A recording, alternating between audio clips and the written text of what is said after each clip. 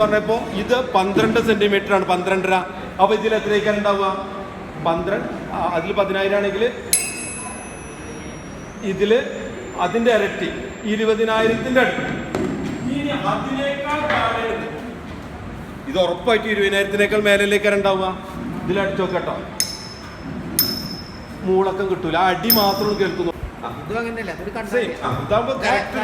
Open ആണ്, ആ length മാറ്റുമ്പോഴാണ് frequency മാറുന്നത്.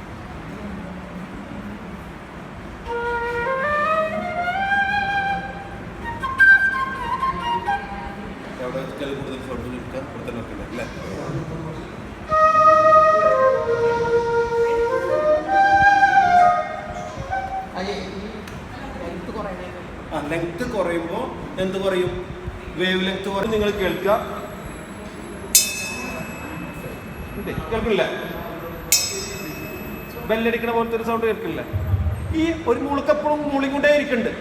ഇത് നമുക്ക് എന്ത് ചെയ്യാന്ന് പറഞ്ഞാൽ നമ്മുടെ എക്സ്പൈസ് വെച്ചിട്ട് അല്ലെങ്കിൽ മൊബൈൽ ഫോൺ വെച്ചിട്ട് അതിന്റെ ഫ്രീക്വൻസി എത്ര നോക്കിയാൽ കണ്ടോ? ഇത് വേറെ ഫ്രീക്വൻസി ആയി.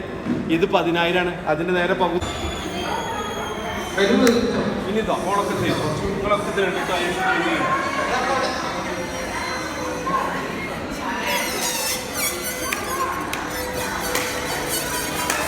ഓക്കെ, നല്ല ചെറുതട്ടോ.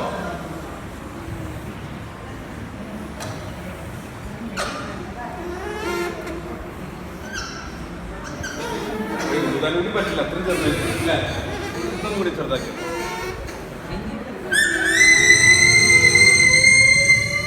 എന്താ സംഭവിച്ചത്? വലിപ്പം കുറയുമ്പോൾ എന്ത് കൂടാണ്? ഫ്രീക്വൻസി കൂടാണ് ചെയ്യുന്നത്. ഫ്രീക്വൻസി എന്ന് പറയുമ്പോൾ അപ്പൊ എന്താ സംഭവം പെട്ടെന്ന് മനസ്സിലാവണം കേട്ടോ. എന്താ ഫ്രീക്വൻസി എന്ന് പറഞ്ഞാല് ഇതിന്റെ അറ്റത്ത് ഇതിങ്ങനെ വൈബ്രേറ്റ് ചെയ്യാന്ന് പറഞ്ഞില്ലേ? ഈ വൈബ്രേറ്റ് ചെയ്യുന്നത് ഒരു സെക്കൻഡിൽ എത്ര പ്രാവശ്യം വൈബ്രേറ്റ് ചെയ്യുന്നു എന്ന് പറയുന്നതിനാണ് എന്ത് പറയാം? ഫ്രീക്വൻസി എന്ന് പറയാം. ഒരു സെക്കൻഡിൽ എത്ര പ്രാവശ്യം വൈബ്രേറ്റ് ചെയ്യുന്നുണ്ട്, ആ വൈബ്രേറ്റ് ചെയ്യുന്ന എണ്ണത്തിനാണ് എന്ത് പറയുന്നത്? ഫ്രീക്വൻസി എന്ന് പറയാം. അപ്പൊ ആ ഫ്രീക്വൻസി മാറുന്നത് എന്ത് മാറുന്നതിനനുസരിച്ചിട്ടാണ്? സ്ട്രോന്റെ ലെങ്ത് മാറുന്നതിനനുസരിച്ചിട്ടാണ്. ലെങ്ത് കുറയുന്നതിനനുസരിച്ച് എന്ത് കൂടും? ഫ്രീക്വൻസി കൂടും.